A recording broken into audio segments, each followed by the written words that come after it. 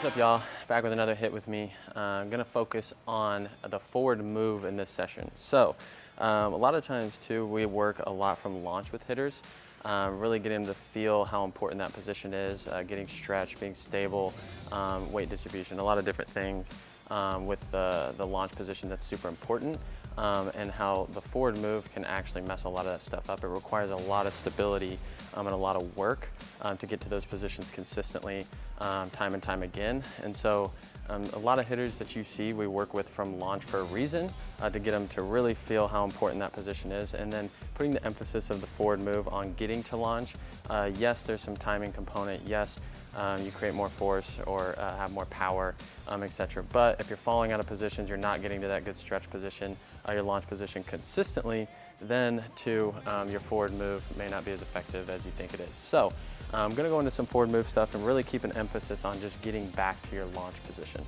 So the first thing that we're gonna do is I'm actually just gonna do a couple move outs early on. We call this a back cane. It's kind of like a prep work exercise that we like to do to really give some extra stability and work through our forward move, and trying to control that with our back hip as well as we can without getting too negative and like stacked over our backside. And so this back cane forward move, I'm just gonna put it out like a diagonal out in front of me, like this, and I'm gonna use it for stability. Like I'm gonna push into the ground with it. It's not just sitting there, like I'm pushing into the ground with it, and I really wanna feel my back hip screw into the ground. And so sometimes what we'll do too is we'll add like a farm board here under the back foot to really get a feel of screwing in, or the swivel, or some people will use the word coil with their back hip rather than me pushing or stacking and then just putting my foot back down like that. And so again, we'll use the farm board for feedback. A little push there. Screw into the ground late. Like that. All right, more with my back hip than me just turning it with my foot here. And so now I'm gonna do a couple without the board.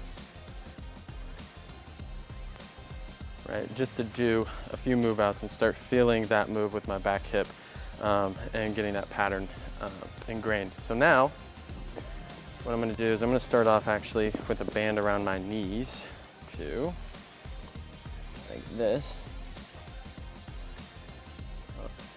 All right, so for the first thing that I'm gonna do, I'm actually gonna start from launch with a band around my knees, and I'm really gonna emphasize when I load my hip, I wanna stretch away from my front leg. I don't wanna just press my knees out and keep my hips neutral. I actually wanna turn my hips back towards the catcher and get into my back glute while also keeping my front knee out to try to get that stretch. And sometimes we'll talk about it like a seat belt. It's like I'm stretching the seat belt this way too with my hips. Right, but if my front knee comes in, all I am is just taking the seat belt and moving it this way. I'm not getting that stretch, and then also stretching the seat belt up and across this way. So I'm gonna start from launch for a few, and then I'm actually gonna do this with a stride as well with the band around my knees, working on trying to keep tension in that band and stretching it as I get forward. So here's a few from launch.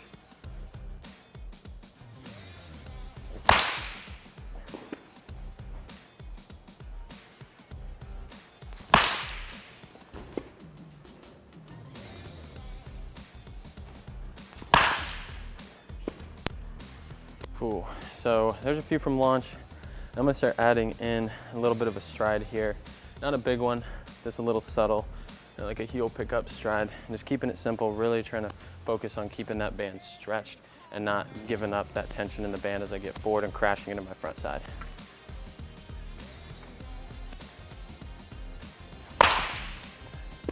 Handsy.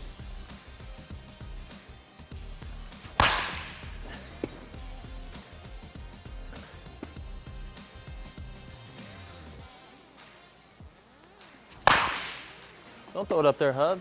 You know better than that, dog. Hub can't hit the high pitch, so he's mad. Yeah, see ya. See ya. Fly out. I played in Colorado, dog. Ball travels. 300 feet. That's what it says. Get your weight up. He said, looks like a pop fly.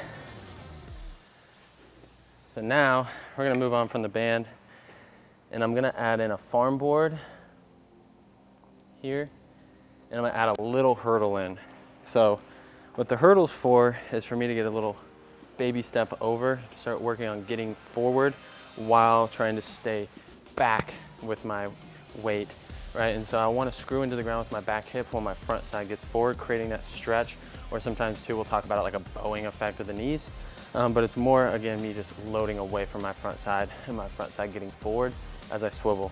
And so the back foot board, just like with the back cane, is I'm trying to screw into the ground like this. I don't want it to go and push out. That's me pushing and like crashing into my front side or lunging on to a heavy front side. So I'm gonna do a couple stride stops here with the board and the hurdle. Then we're gonna go with our regular forward move. Here he is, came to play.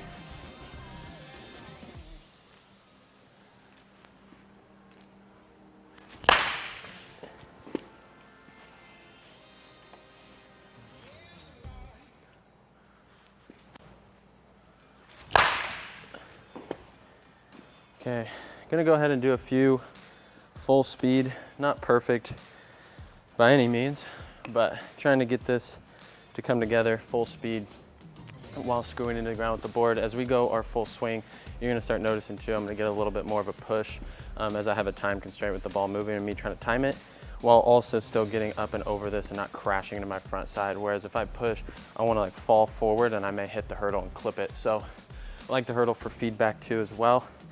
Really how I'm loading my lower half.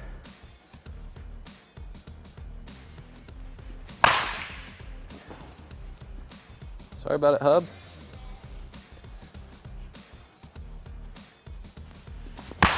There's the push. 246. A little bit of push out of the backside as I saw the ball come out. I rushed forward and tried to go get it. And so that's when coaches will say like, stay back, you know, let the ball travel, some of those cues. Maybe what your coach is seeing or what the player's feeling is they're rushing, they're trying to go get it, rather than, again, controlling that forward move to their launch position. And keeping that focus is, my forward move is just to get to launch. Once I get to launch, then I can fire. And so again, that's gonna be my focus here, as I'm just gonna try to get to my launch position and then fire too. And so kind of changing my focus, not trying to hit the ball too hard, not trying to do anything extra, just get to my launch position and then fire.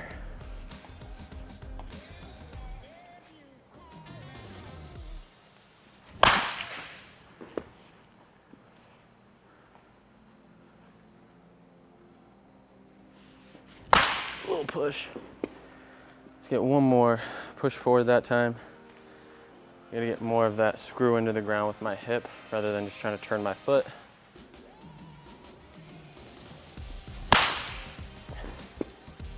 Okay, so now what I'm gonna do is, instead of the board, I'm gonna add a little hurdle here.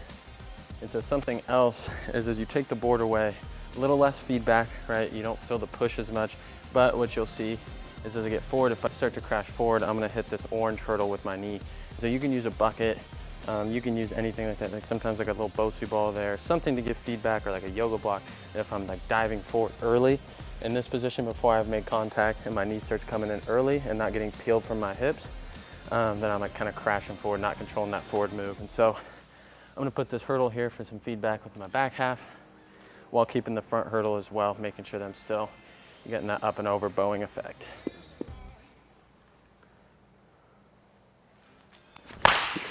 Hook. And that's a good point to make too, is typically when I crash forward and my knee starts coming in, my pelvis starts opening up really early. Now all my direction of my path wants to come around and across my body like this, which is why on that particular ball, you know, I hit it like a line drive angle, but it was side spun and hooked, right? And so it's not gonna have that backspin, that carry that I want, because I lost spacing and I lost direction as well. Because my back knee dove, my hip got in the lane. Now my bat has to come out and around and then across my body this way, rather than still working in to out and being able to backspin that ball.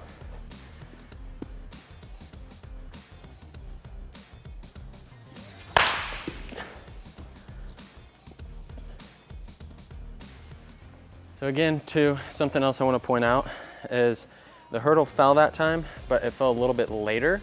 And so when I say the pelvis peeling the back knee and back foot too, is it's okay that the back knee comes in, it's okay that the back foot turns, just when. If my first move is turn, right, see how early I hit that hurdle and my hips haven't gone anywhere, right? And so now, one, I'm adding slack back in my my body in this line here. And so it's gonna be a little bit harder for me to stop and get the barrel out, right? I'm gonna drag in this position. And also too, it's already presetting, giving me more range of motion. So my hips are gonna open up this way too. So my direction is gonna be a little off as well. Whereas if I go rotate, rotate, rotate, rotate with my hips already turned. Now my knee starts coming, now my foot peels. Now I hit the hurdle late rather than the first thing is tip the hurdle, my hips haven't gone anywhere. And so again, I did hit the hurdle there, but when I hit it was much later, which also too, you can see by ball flight and that result, the difference was not perfect by any means, but again, more backspun, a little bit better angle, not snap hooked. You're gonna get a little bit better results there as well, just by delaying that a hair longer and getting the pelvis to peel the knee and foot.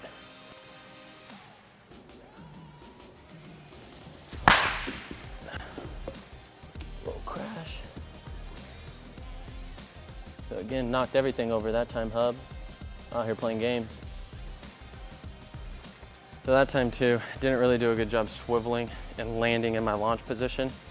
Because as I stride forward, I started to land a little open. My hips were pretty neutral and started opening up already. Clipped the front hurdle, hit the back one super early. Again, this is why we're starting really constrained to give a lot of feedback on exactly what's going on in my forward move, where the leak is in the move and where I may be seeing some problems, right? And so typically what we do is we see, oh, I hooked a ball, it's my timing. Well, the movement heavily dictates to what my timing is. And so again, using these constraints and these implements as well as feedback can really help me determine, okay, this is what happens when I start hooking the ball. Like when I hook those balls every single time, I'm crashing into my front side, my hips are landing open, I'm not swiveling closed. And so again, I could sit there and tell myself timing, timing, timing, but also too, the move is dictating my timing as well as my path. And so again, changing that move and using this to give myself feedback to what I'm changing is super important as well. And so we'll start with some constraints and then I'll start taking them away as we go, which will help me with some cues later on when I go to like my BP round where there's no constraints, I'm on the field, etc. Then I'll have, oh, okay, like back knee out or stay behind the orange hurdle or make sure I get up and over the green hurdle. Like those are all cues I can use later on when I don't have these to start to feel and think about when I'm out on the field with no implements. So let's do a couple more like this.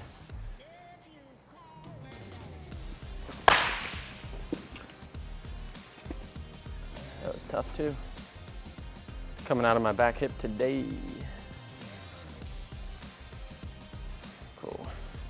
This one I'm really gonna emphasize landing in a cocked or swivel position with my hips. I feel myself getting there, and as I land, starting to pre-open back up again to try to pull out some slack too. And so I wanna land with this back hip loaded, like I can jump and spin off my back hip.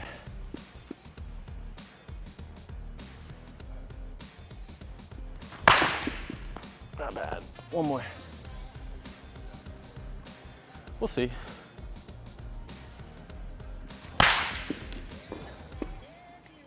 Okay. So now, what I'm gonna do is I'm gonna start taking away some of the implements, right? And so I'm gonna go away with the front hurdle. I'm gonna keep the back one because this is one that I've been struggling with today, is this back knee wanting to drive in. And so I'm gonna keep this back hurdle, really keep an emphasis here. I'm not so worried about my front hurdle and getting up and over, more about me rotating away from my back leg and not crashing forward and driving that back knee to try to create force. So same thing with a stride, is this inside my back knee. And then also too, I've done this with a bucket before, I've done this with yoga blocks or some type of implement. It doesn't have to be a hurdle. There's a lot of different options for this too.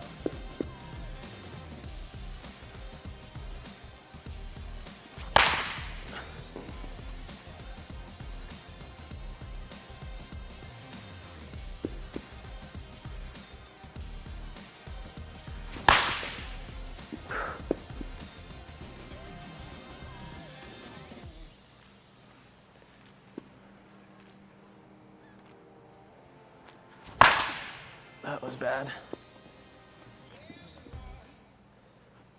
And again, that's what'll happen too, is I started feeling myself, everything that I hit kind of well was more center to left center.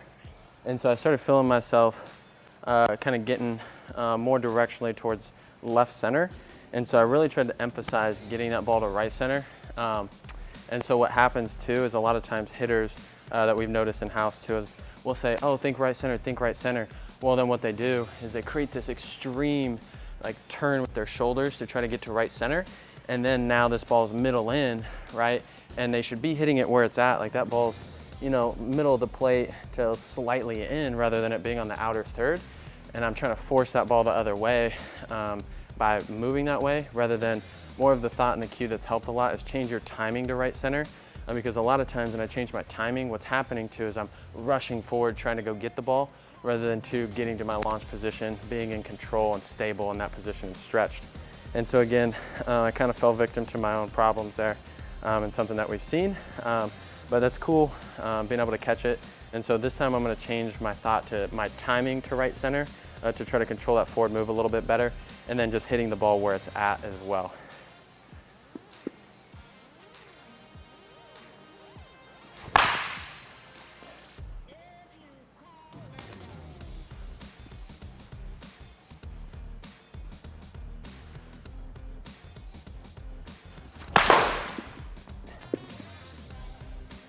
Do a couple more with this hurdle.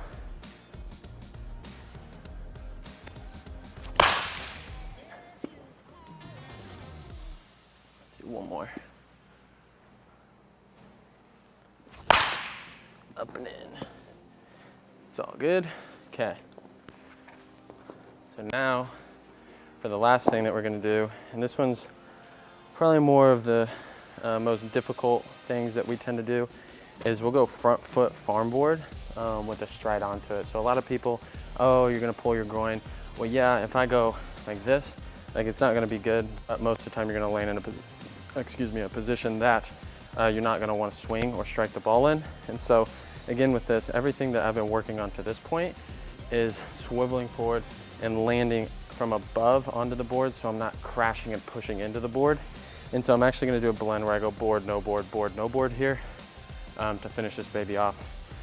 And really this is the toughest one when it comes to the forward move and adjustability and being more like 50-50 and balance in my launch position. So give this baby a try, see how she goes.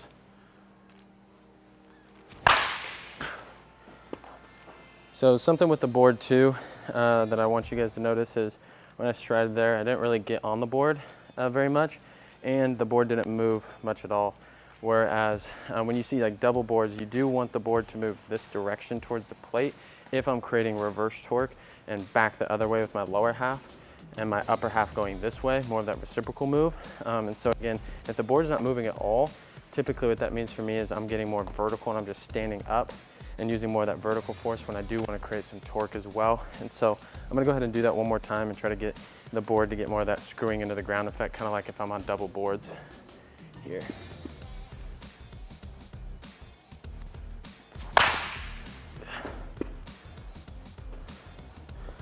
Not the best one. Keep working on it.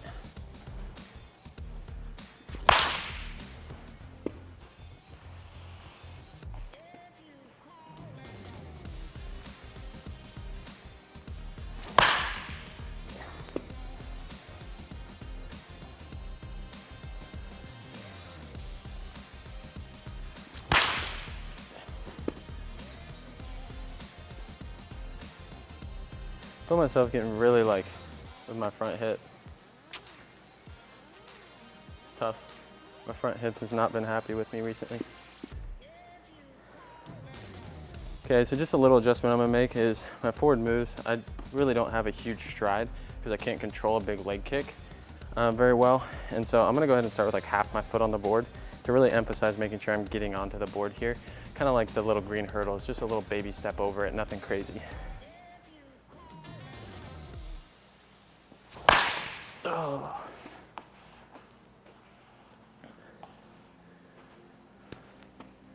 Couple more.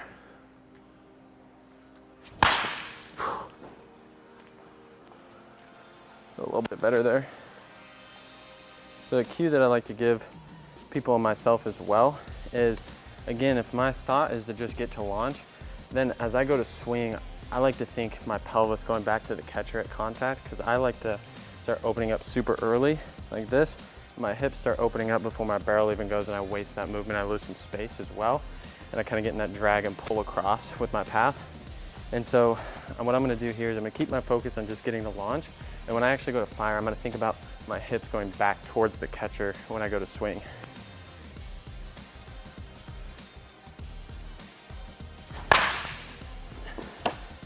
Let's do one more on the board.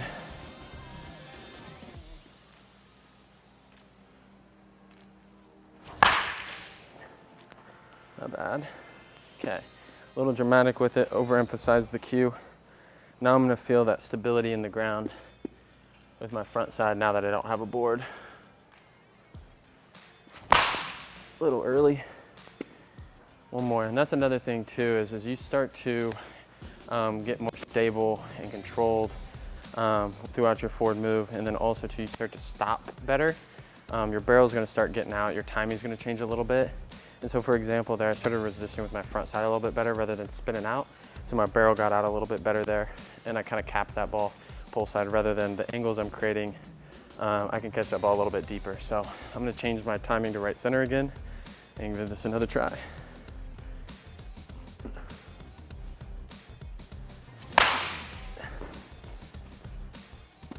Last one, hub.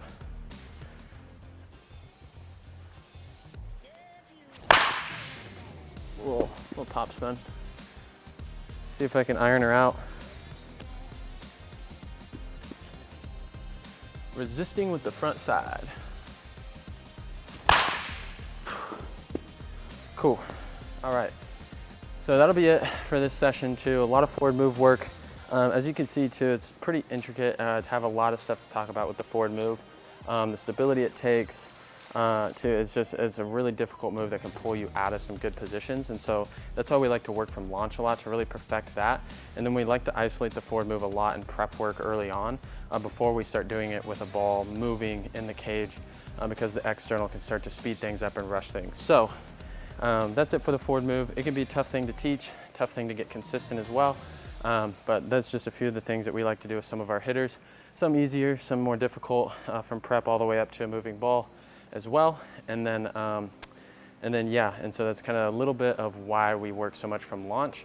And then two, like always, if you guys have any recommendations, something you want to see, something you want us to touch on a little bit more, go ahead and give us a shout out, let us know. And then until next time.